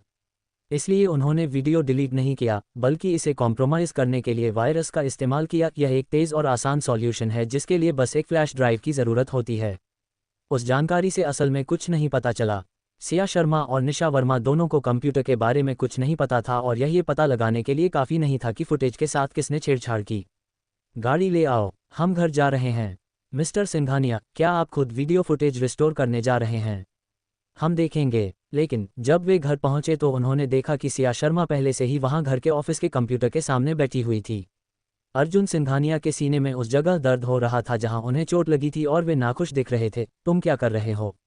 सिया शर्मा को उम्मीद नहीं थी कि वह उसके जाने के तुरंत बाद वापस आ जाएगा, और उसे एहसास हुआ कि उन दोनों का विचार एक ही था। क्या आप भी निगरानी की जांच करने आए थे? क्या इससे यह नहीं पता चला कि अर्जुन सिंघानिया को निशा वर्मा पर पूरा भरोसा नहीं था? कम से कम वह कुछ दिमाग तो इस्तेमाल कर रहा था। लेकिन अर्जुन सिंघानिया उसके पास आया और उसकी कलाई पकड़ ली। क्या तुम वीडियो डिलीट करने की कोशिश कर रही हो? मेरे अरबपति पूर्व पति ने तलाक के बाद मुझे चिढ़ाया। चैप्टर 14 चैप्टर 14 चैप्टर 14 उस पर एक वार करो। चैप्टर 14 उस पर एक वार करो। सिया शर्मा थोड़ा लड़खड़ाई जब उसने उसे अपनी ओर खींचा। उसकी मजबूत छाती से टकराई। दर्द से वह लगभग रोने लगी। उसने जल्दी से समझाया, मेरा वीडियो डिलीट करने का कोई इरादा नहीं था। सर्विलांस वीडियो धुंधला है और उसमें वायरस लग रहा है। मैं बस वायरस हटाने की कोशिश कर रही थी। मुझे जाने दो। अर्जुन सिंघानिया ने उसे छोड़ा, काफ़ी देर तक उसे गौर से देखते रहे, फिर उन्होंने उसे खारिज करते हुए कहा, जुबिन ने लोगों से इसकी जांच करवाई। एक्सपर्ट भी इसे रिकवर नहीं कर पाए। लेकिन सिया शर्मा ने दृढ़ता से उसकी ओर देखा, मैं इसे वापस पा सकती हूँ। अर्जुन सिंघानिया अचानक हंसे, मजाक मत करो सिया शर्मा, तुम कब से इतनी टैलेंटेड हो गई, एक्सपर्ट से भी ज़्यादा। हम डिवोर्स ले रहे हैं, तुम्हें सच में मेरे सामने ऐसा दिखाने की ज़रूरत नहीं है कि तुम्हें सब कुछ आता है या तुम सब कुछ कर सकती हो। क्या तुम थकी नहीं हो? हैरान होकर उसे देखती रही। वह बहुत कम मुस्कुराता था, लेकिन अब ये पिघलते हुए आइसबर्ग की तरह था, जिससे उसका दिल फिर से ज़ोर ज़ोर से धड़कने लगा। वह कितनी कमज़ोर थी। उसने उसे जितनी बार देखा था, उसका दिल अब भी धड़कता था। लेकिन फिर डिवोर्स एग्रीमेंट याद करके उसका दिल फिर से बैठ गया। और तो और, जिस बात ने उसका दिल सच में तोड़ दिया, वह ये थी कि उसे ये भी नहीं पता था कि उसने कॉलेज में इंफॉर्मेशन सिक्योरिटी में मेजर किया है। उसकी नज़र में वह कभी थी ही नहीं। सिया शर्मा को पता भी नहीं चला कि वह अर्जुन सिंघानिया का विला कैसे छोड़ गईं। वह घर लौटी, उनका दिल टूटा हुआ था और खून बह रहा था। एक बेचैन रात के बाद वह अगले दिन उठी और अचानक बिस्तर के किनारे की ओर हाथ बढ़ाया। जब उसे कुछ नहीं मिला, तब उसे याद आया कि वह घर छोड़कर चली गई है और तलाक ले रही है। हालांकि उसने खुद को अर्जुन सिंघानिया के बारे में न सोचने के लिए मजबूर किया, लेकिन उसके दिल का दर्द बिल्कुल भी कम नहीं हुआ था, बल्कि ये बढ़ता ही जा रहा था। भूख न लगने पर उसने खुद को एक गिलास ओट मिल्क पीने के लिए मजबूर किया और फिर काम पर चली गई। वह ध्रुव टेक में इंफॉर्मेशन सिक्योरिटी इंजीनियर के तौर पर काम करती थी।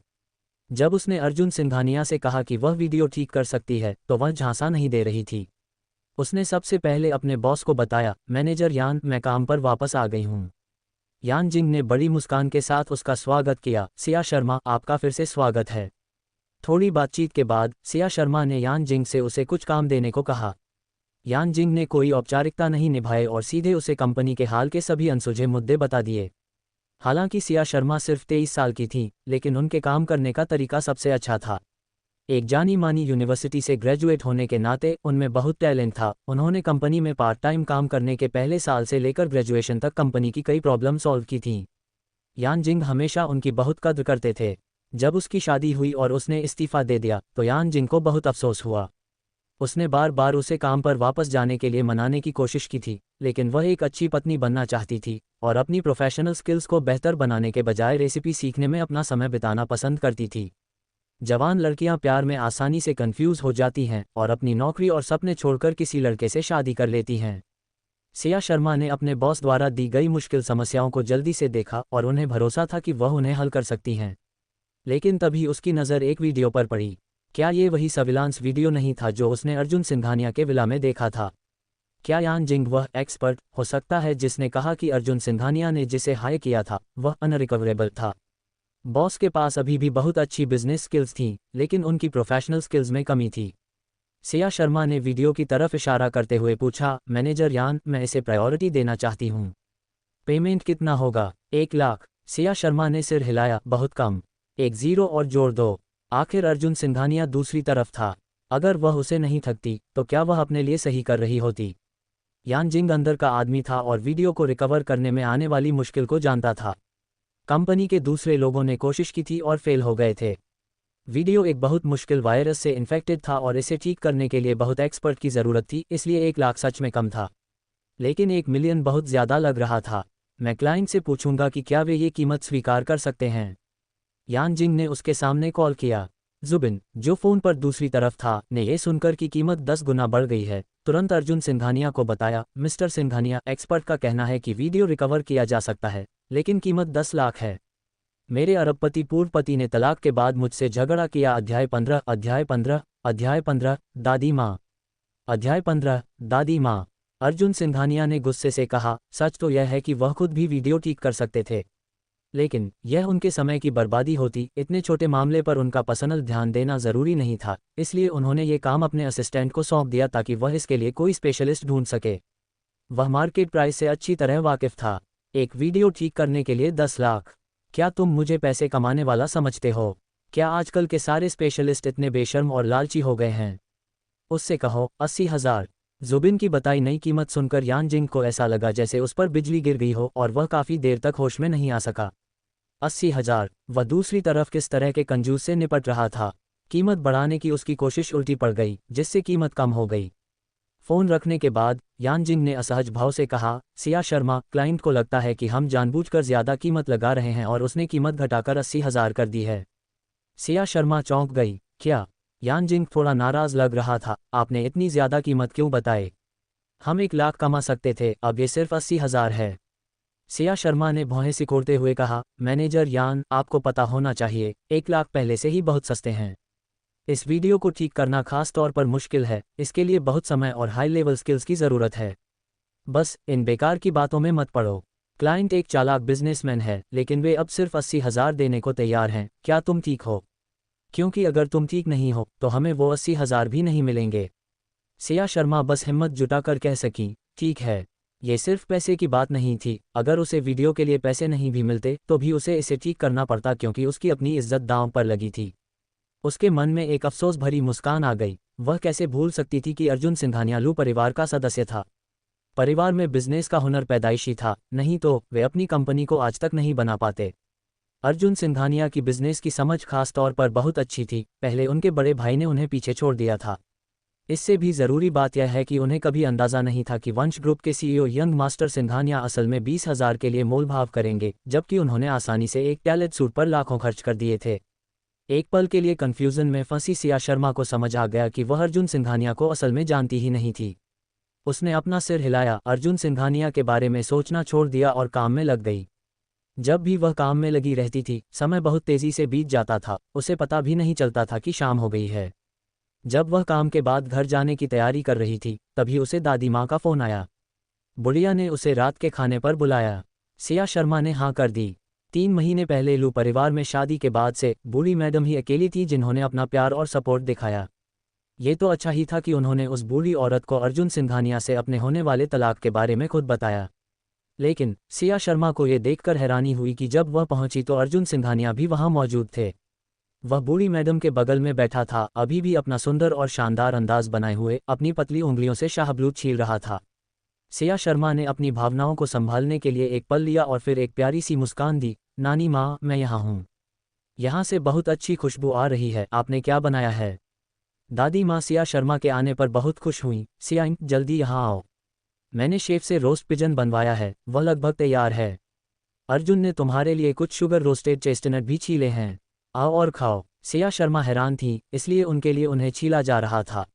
लेकिन अर्जुन सिंघानिया के लुक को देखकर ऐसा नहीं लग रहा था कि उन्होंने अपनी मर्जी से बाल छीले हैं। ज्यादा चांस था कि बूढ़ी मैडम ने उनसे ऐसा करवाया हो।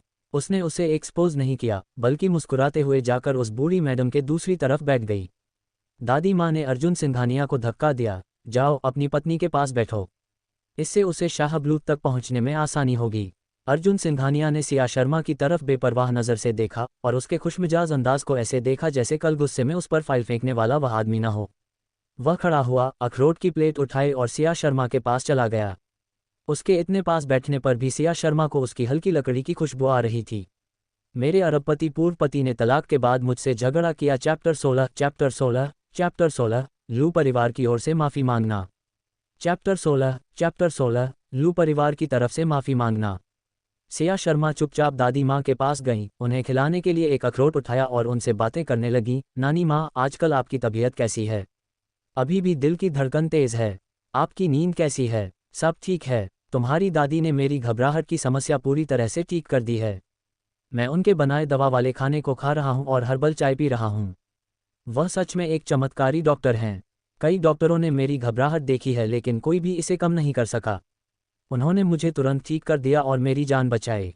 सिया शर्मा ने देखा कि उनका कॉम्प्लेक्स बहुत अच्छा लग रहा है और उन्हें राहत महसूस हुई। वह मुस्कुराईं और बोलीं, अगर आपको इससे मदद मिले तो मैं जाकर अपनी दादी से आपके लिए कुछ और जड़ी बूटियां ले आऊंगी। पहले की तरह उनका इस्तेमाल करते रहना और वे आपको 99 साल की उम्र में भी हेल्दी और तेज़ नज़र वाली बनाए रखेंगी। दादी माँ उसकी बातें सुनकर खुशी से हंस पड़ी और सिया शर्मा के लिए उनका प्यार और भी बढ़ गया। थोड़ी ही देर में उन्होंने अपने नौकरों को सिया शर्मा को देने के लिए कई खजाने लाने का आदेश दिया। सिया शर्मा ने मना नहीं किया, उन्होंने सब स्वीकार कर लिया। अचानक अर्जुन सिंघानिया बोल पड़े, आपको सच में कोई दिक्कत नहीं है? यहाँ तक कि दादी का पुश्तैनी जेड ब्रेसलेट लेने की हिम्मत भी कर रहे हैं। सिया शर्मा ठिठक गई। नानी माँ, यह जेड ब्रेसलेट?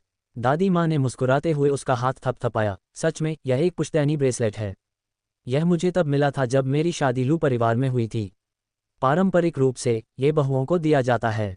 मैंने इसे अर्जुन की माँ को नहीं बल्कि सीधे आपको दिया है। सिया शर्मा हैरान रह गईं और जल्दी से ब्रेसलेट वापस धकेल दिया। ये बहुत कीमती है, आपको इसे रखना चाहिए। दादी माँ ने जेड ब्रेसलेट उठाया और खुद उसे पहनाया। तुम मेरे दिए दूसरे ट्रिंकेट मना कर सकती हो, लेकिन तुम्हें ये लेना होगा। तुम वो बहू हो जिसे मैंने खुद अर्जुन के लिए चुना है। ये ब्रेसलेट तुम्हारे लिए ही बना है। देखो, ये तुम पर एकदम सूट कर रहा है, जैसे इसे सिर्फ तुम्हारे लिए ही कस्टम मेड बनाया गया हो। पहले अगर सिया शर्मा हिचकिचाती भी तो ये तोहफा स्वीकार कर लेती, लेकिन अब उन्हें इसे स्वीकार करने का अधिकार नहीं था। उन्होंने अर्जुन सिंघानिया की तरफ देखा, जिन्होंने कोई रिएक्शन नहीं दिया। ऐसा लगता है कि डिनर से पहले तलाक की बात उठाने का उनका कोई इरादा नहीं था ताकि दादी माँ की भूख खराब न हो। सिया शर्मा भी चुप रहीं। तभी डिनर परोसा गया और उसने दादी माँ को खाने के लिए डाइनिंग रूम में ले जाने में मदद की। डिनर के दौरान अर्जुन सिंघानिया को एक कॉल आया और वह तुरंत चले गए।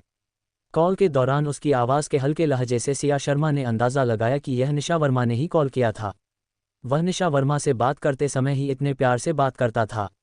उसका दिल बहुत खट्टा था, लेकिन वह मुस्कुराती रही और दादी माँ के साथ खाना खत्म करने चली गई। लेकिन दादी माँ को बेवकूफ़ बनाना आसान नहीं था।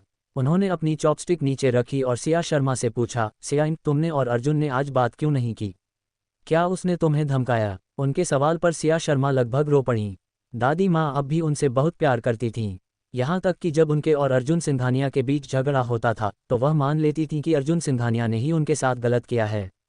नानी माँ, सिया शर्मा ने नम आंखों से कहा, हम तलाक लेने की योजना बना रहे हैं। क्या? दादी माँ चौंक कर उठ बैठी। क्या हुआ? निशा वर्मा उसके बच्चे की माँ बनने वाली है।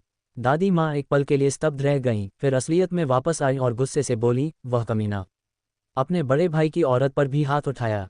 अब मुझे पता चला कि वह डिनर के समय क्यों भाग गया। वह दोषी है और डरता है कि मैं उसे डांट कर मार डालूंगी। उसने सिया शर्मा का हाथ पकड़ा और उसे लिविंग रूम में सोफे पर वापस ले गई। बेचारी बच्ची, तुम्हारे साथ गलत हुआ है। ये सब लू परिवार की गलती है कि उन्होंने अपने बेटों की सही परवरिश नहीं की। उस बेवकूफ़ ने ही तुम्हारे साथ गलत किया। मैं उसे बाद में ठीक से डांटूंगी और उसकी और लू परिवार की तरफ से मैं तुमसे माफ़ी मांगती हूँ। निश्चिंत रहो, मैं इस मामले को संभाल लूंगा। तुम लोग पक्का तलाक नहीं लोगे। जब तक तुम एक दिन के लिए लू परिवार की बहू हो, तुम हमेशा रहोगी। निशा वर्मा की बात करें तो उसकी कैलकुलेशन स्किल्स अच्छी हैं। बड़े बेटे के जाने के बाद वह जल्दी से दूसरे बेटे से चिपक जाती है। अगर उसे इस परिवार में आना है तो उसे पूछना होगा कि क्या मैं, जो कि घर की मुखिया हूँ, राजी हूँ। मेरे अरबपति पूर्व पति ने तलाक के बाद मुझे टोका। चैप्टर 17 हार मानने का फैसला। अध्याय 17 हार मानने का निश्चय। सिया शर्मा ने सिर हिलाया और अपनी कलाई से जेड ब्रेसलेट उतारा। नानी माँ, जो हो गया सो हो गया। अर्जुन उससे प्यार करता है, मुझसे नहीं। अगर मैंने खुद को लू फैमिली में रहने के लिए मजबूर भी किया तो भी मैं खुश नहीं रहूंगी। मैं ये ब्रेसलेट आपको वापस कर दूंगी। यह मेरे लिए बहुत खास तोहफा है, लेकिन मैं आपसे दूसरे तोहफे लेने में भी नहीं हिचकिचाऊंगी। दादी माँ ने जिद करके ब्रेसलेट सिया शर्मा को वापस पहना दिया। मेरी तरफ से मिला तोहफा तुम्हारे लिए ही है। अगर तुम्हें इसकी कीमत नहीं लगती तो इसे तोड़ दो। जहाँ तक मेरी बात है, कोई और इस ब्रेसलेट को पहनने के लायक नहीं है। सिया शर्मा को समझ नहीं आ रहा था कि आगे क्या करें, लेकिन दादी माँ ने ब्रेसलेट वाली बात पर ज्यादा ध्यान नहीं दिया। उन्होंने प्यार से सिया शर्मा के सिर पर हाथ फेरा और धीरे से पूछा, सिया, सच बताओ, क्या तुम्हारे मन में अब भी अर्जुन के लिए फीलिंग्स हैं? भले ही तुम उससे नफरत करती हो, इसका मतलब है कि तुम अब भी उससे नफरत करती हो। सिया शर्मा ने अपना मुंह खोला, ना कहना चाहती थी लेकिन शब्द नहीं बना पाईं। सच में उसके मन में अब भी उसके लिए फीलिंग्स थीं। वह उससे प्यार भी करती थी और नफरत भी करती थी, लेकिन उसे विश्वास था कि समय के साथ वह उसे पूरी तरह से भूलकर एक नई जिंदगी शुरू कर पाएगी। उसे अपनी बाकी की जिंदगी लू परिवार में बर्बाद करने की ज़रूरत नहीं थी। बाहर की बड़ी दुनिया ने अपने मौके दिए और उसे अपने काम निपटाने थे। सिया, 5 साल पहले तुम्हारी दादी ने इस बूढ़ी औरत की जान बचाई थी। मुझे तुम, ये प्यारी लड़की, तुरंत पसंद आ गई और मैंने तुम्हारी दादी से वादा किया कि मैं तुम्हें अपनी पोती बनाऊंगा, जिससे तुम्हें जिंदगी भर खुशी और दौलत मिलेगी। दादी माँ की आंखें लाल हो गईं और उन्होंने कहा, अर्जुन की बेवकूफ़ी भरी हरकतों की वजह से मैं तुम्हारी दादी का सामना नहीं कर पा रही हूँ। उन्होंने मुझे बचाया और फिर भी मैंने उनकी मेहरबानी का बदला चोट से चुकाया है। सिया शर्मा ने जल्दी से सिर हिलाया, नहीं नानी माँ, इससे आपका कोई लेना देना नहीं है। खुद को दोष मत दो, मेरी दादी तुम्हें दोष नहीं देंगी। सिया, क्या तुम अर्जुन को एक और मौका दे सकती हो? मैंने अर्जुन को बड़ा होते देखा है। वह अपने बड़े भाई जैसा नहीं है। वह अपनी फीलिंग्स अपने तक ही रखता है और कम बोलता है। मुझे उससे बात करने दो, मुझे यकीन है कि उसके मन में तुम्हारे लिए फीलिंग्स की कमी नहीं है, बस उन्हें जाहिर करने का एक तरीका चाहिए। सिया शर्मा ने दर्द से सिर हिलाया, उसके चेहरे पर आंसू बह रहे थे। नानी माँ, नहीं, मेरा उससे रिश्ता खत्म हो गया है। आपको उससे बात करने की ज़रूरत नहीं है। मैं सच में उससे तलाक लेना चाहती हूँ। दादी माँ की आंखें धुंधली हो गईं, लेकिन उन्होंने फिर भी कहा, जल्दबाजी में कोई फैसला मत लो। घर जाओ और सोचो, कुछ दिनों में मुझसे मिलने वापस आना, ठीक है? हाँ, चिंता मत करो नानी माँ, मैं आपसे मिलने आऊँगा। सिया शर्मा ने उसे थोड़ी देर के लिए शांत किया, फिर दादी माँ के दिए हुए तोहफे लेकर चली गईं। क्या उसे फिर से सोचना चाहिए? असल में वह ऐसा नहीं करना चाहती थी। उसने पहले ही अर्जुन सिंघानिया को छोड़ने का मन बना लिया था। उसके जाने के कुछ देर बाद ही अर्जुन सिंघानिया आ गए। जैसे ही वह लिविंग रूम में दाखिल हुआ, एक चाय का कप उड़ता हुआ उसकी ओर आया। उसने अपना सिर हिलाया और चाय का कप जमीन पर गिर गया और एक तेज आवाज के साथ टूट गया। उसने दादी माँ की तरफ देखा, आपने मुझे इतनी जल्दी में सिर्फ इसलिए वापस बुलाया ताकि आपके पोते के सिर पर चोट लग जाए। दादी माँ गुस्सा हो गईं, अरे एहसान फरामोश, खाना खाते समय अपनी पत्नी को छोड़कर भाग गए। किस औरत को तुमने अपनी उंगली में लपेट रखा है? अरे, उसने तुम्हें ज़रूर बताया होगा। हम तलाक लेने का प्लान बना रहे हैं। दादी माँ गुस्से में थीं, मैंने तुमसे पूछा था कि किस लोमड़ी ने तुम्हें उठा लिया, तुम्हारे तलाक के बारे में नहीं। अर्जुन सिंघानिया ने त्योरियां चढ़ाते हुए कहा, प्लीज़, क्या आप ऐसे गंदे शब्दों का इस्तेमाल करने से बच सकते हैं? उसका नाम निशा वर्मा है। वह मेरे बच्चे की माँ बनने वाली है और उसमें मिसकैरेज के लक्षण दिख रहे थे, इसलिए मैं उसे देखने गया था। दादी माँ ने उस पर एक और चाय का कप फेंका, उनके चेहरे पर हैरानी और गुस्से का मिला जुला भाव था। क्या तुम्हारा दिमाग खराब हो गया है? वह तुम्हारे भाई की मंगेतर है। तुम्हारी पत्नी इतनी अच्छी और खूबसूरत है, तुमने उससे बच्चा क्यों नहीं पैदा किया, बल्कि अपने भाई की औरत से क्यों पैदा किया? तुम लू परिवार की इज्जत खराब करने वाले हो। इस बार अर्जुन सिंघानिया बच नहीं पाए। टक्कर से उनके माथे से खून बहने लगा। उसे अंदर तेज दर्द महसूस हुआ, फिर भी उसकी आंखों में बर्फ की तरह ठंडक थी। यह एक एक्सीडेंट था। मेरा अरबपति पूर्व पति तलाक के बाद मुझसे झगड़ा करता है। अध्याय 18 अध्याय 18 अध्याय 18 क्या उसे शक होगा? चैप्टर 18 क्या उसे शक होगा? ये देखकर कि इस बार वह बच नहीं पाया और उसके माथे से खून बह रहा है, दादी माँ को तुरंत पछतावा हुआ कि उन्होंने उसे ज्यादा जोर से मारा था। तुम्हारे बड़े भाई अभी गुजर गए। क्या तुम उन्हें ऐसे चुकाओगे? क्या तुम्हें लोगों की बुराई से डर नहीं लगता? क्या तुम्हारा दिमाग खराब हो गया है? निशा वर्मा से कहो कि वह तुरंत बच्चा गिरा दे। तुम ये बच्चा नहीं पैदा कर सकती। डॉक्टर ने कहा कि उसकी सेहत ठीक नहीं है। अगर इस बच्चे का अबॉर्शन हो गया तो निशा फिर कभी कंसीव नहीं कर पाएगी। इस बच्चे को पैदा होना ही है। बकवास, वह इतनी छोटी है, वह दोबारा प्रेग्नेंट कैसे नहीं हो सकती? क्या आपको लगता है कि मैं इतना अनजान हूं कि मुझे नहीं पता कि मॉडर्न मेडिसिन क्या कर सकती है? अगर मॉडर्न मेडिसिन फेल भी हो जाए तो सिया शर्मा की दादी मदद कर सकती हैं। वह एक चमत्कारी डॉक्टर हैं, उन्होंने मुझे तब भी बचाया था जब मैं मरने वाली थी। निशा वर्मा को फिर से हेल्दी बनाने में उनकी मदद करना उनके लिए बहुत आसान होगा।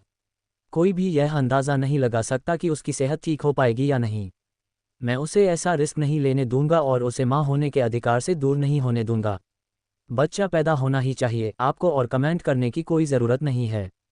सिया शर्मा का क्या उसे तुम दोनों की गलती की सज़ा देनी चाहिए? उसकी शादी को सिर्फ 3 महीने हुए हैं और उसे अब तलाक लेना पड़ रहा है। क्या तुमने उसकी भावनाओं के बारे में सोचा है? अर्जुन सिंघानिया काफ़ी देर तक चुप रहे और फिर बोले, मैं उसे मुआवजा दूंगा। कोई भी मुआवजा तुम्हारी जगह नहीं ले सकता।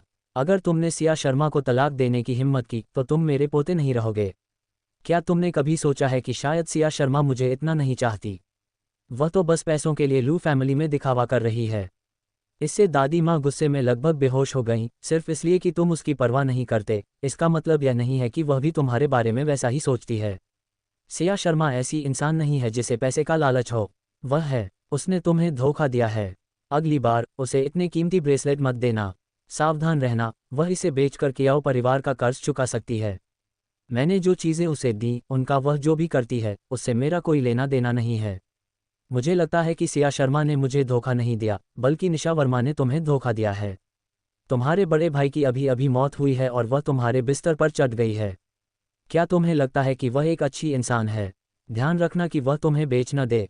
मुझे बेचने वाला कोई अभी तक पैदा नहीं हुआ है। अर्जुन सिंघानिया की ठंडी आवाज़ लिविंग रूम में गूंज उठी। उसका मोबाइल फ़ोन फिर बजा। उसने उस पर नज़र डाली और कहा, निशा को हॉस्पिटल में किसी की ज़रूरत है जो उस पर नज़र रखे, मैं चला जाता हूँ। ये कहकर वह सीधे चला गया। जब वह हॉस्पिटल लौटे और वार्ड में गए तो निर्मला देवी पहले से ही वहां थी और निशा वर्मा से खुशी खुशी बात कर रही थी, जिन्हें कोई सीरियस दिक्कत नहीं लग रही थी। अर्जुन सिंघानिया ने थोड़ा सा मुंह बनाया। माँ, आप यहाँ क्यों हैं? मैं निशा से मिलने आया था। मैंने सुना है कि सिया शर्मा की वजह से उसका मिसकैरेज होते होते बचा था। वह सिया शर्मा बहुत बुरी है। तुम्हें उससे जल्दी तलाक ले लेना चाहिए ताकि वह तुम्हारे बच्चे को नुकसान न पहुंचा सके। मैं समझता हूँ तुम्हारे माथे से खून क्यों बह रहा है। तुम्हें किसने मारा? सिया शर्मा, क्या वह कोई बदतमीज है? उसने तुम्हें इतनी जोर से क्यों मारा? उससे नहीं, मैं गलती से किसी चीज से टकरा गया था। अभी भी तुम उसका बचाव कर रहे हो। उसने तुम्हें मारा और तुम उसका बचाव कर रहे हो। वास्तव में वह नहीं थी। निर्मला देवी दुखी और गुस्से में थी। जल्दी से किसी डॉक्टर को बुलाओ जो इसकी जांच करे और पट्टी बांध दे, कोई निशान मत छोड़ो। अर्जुन सिंघानिया ने सिर हिलाया और डॉक्टर को ढूंढने के लिए वार्ड से बाहर चले गए। वार्ड में केवल निर्मला देवी और निशा वर्मा ही बचीं। उन्होंने निशा वर्मा के निकले हुए पेट को देखा और धीरे से कहा, 5 महीने हो गए हैं, ये दिखने लगा है, ढीले कपड़े पहनने की कोशिश करो। निशा वर्मा थोड़ी असहज थी। आंटी आओ, मेरा पेट थोड़ा बड़ा है, क्या उसे कुछ शक होगा? निर्मला देवी मुस्कुराई। नहीं, एक आदमी को प्रेगनेंसी के बारे में क्या पता? उसे तो ये भी याद नहीं रहता कि वह तुम्हारे साथ सोया था या नहीं। यह अच्छा है। मैं इन दिनों बहुत घबराया हुआ था। निर्मला देवी ने आंखों में आंसू लिए। निशा वर्मा के पेट को प्यार से छुआ। इस दुनिया में मेरे बेटे का ही एक खानदान बचा है, तुम्हें इसकी रक्षा करनी होगी। बच्चे के जन्म के बाद लू परिवार में सब कुछ उसका और तुम्हारा होगा, समझती हो? मैं समझती हूँ आंटी याओ, लेकिन क्या ये बच्चा सच में भविष्य में लू परिवार का इकलौता बच्चा होगा? अर्जुन ने हमेशा मुझसे दूरी बनाए रखी है, वह अपने प्राइम पर है, भविष्य में दूसरी औरतें भी होंगी। मुझे डर है। निर्मला देवी का चेहरा ठंडा पड़ गया। तुम्हें किस बात का डर है? जब तक मैं यहाँ हूँ उसकी जिंदगी में सिर्फ तुम ही रहोगी। कोई दूसरी औरत उसके बच्चे को जन्म नहीं दे सकती। अगर उन्होंने जन्म दिया भी तो मैं उसे गायब कर सकती हूँ। तुम्हारा अभी का काम इस बच्चे को बचाना है, तुम्हें किसी और चीज़ की चिंता करने की ज़रूरत नहीं है। इससे निशा वर्मा डर गईं और उन्होंने तुरंत जवाब दिया, हाँ, जब तक आप यहाँ हैं मुझे डर नहीं है। निशा वर्मा को डरा हुआ देखकर निर्मला देवी का लहजा फिर नर्म पड़ गया। जहाँ तक वर्मा हॉस्पिटल में हुए मेडिकल हादसे की बात है, मैंने पहले ही किसी को ढूंढ लिया है जो मुआवजे के लिए मृतक के परिवार से संपर्क कर सके। जिन पत्रकारों ने घटना की रिपोर्ट की थी उनसे भी निपटा गया है। मृतक की खबर लीक नहीं होगी। वर्मा हॉस्पिटल अब भी सबसे अच्छा प्राइवेट हॉस्पिटल रहेगा और लू परिवार लैन कबीले के दूसरे कामों का ध्यान रखेगा। वे खूब तरक्की करेंगे। धन्यवाद आंटी याओ, मैं भविष्य में आपकी हर बात सुनूंगा। मेरे अरबपति पूर्व पति ने तलाक के बाद मुझसे झगड़ा किया। अध्याय 19 अध्याय 19 अध्याय 19 क्या आप मजाक कर रहे हैं? अध्याय 19 अध्याय 19 क्या आप मजाक कर रहे हैं? दादी माँ के घर से निकलने के बाद सिया शर्मा घर की ओर चल पड़ी। जैसे ही वह अपने पड़ोस में पहुंचने वाली थी, उसने दूर से लोगों के एक ग्रुप को किसी का पीछा करते हुए देखा। जैसे ही वह पास पहुंची, उसे यह जानकर हैरानी हुई कि जिस व्यक्ति का पीछा किया जा रहा था वह उसके अपने पिता राजेश शर्मा थे। रात गहरी थी और उसके पिता इतनी तेजी से भाग रहे थे कि अचानक गिर पड़े। ग्रुप ने तुरंत उन्हें घेर लिया और लात घूंसों से मारने लगे।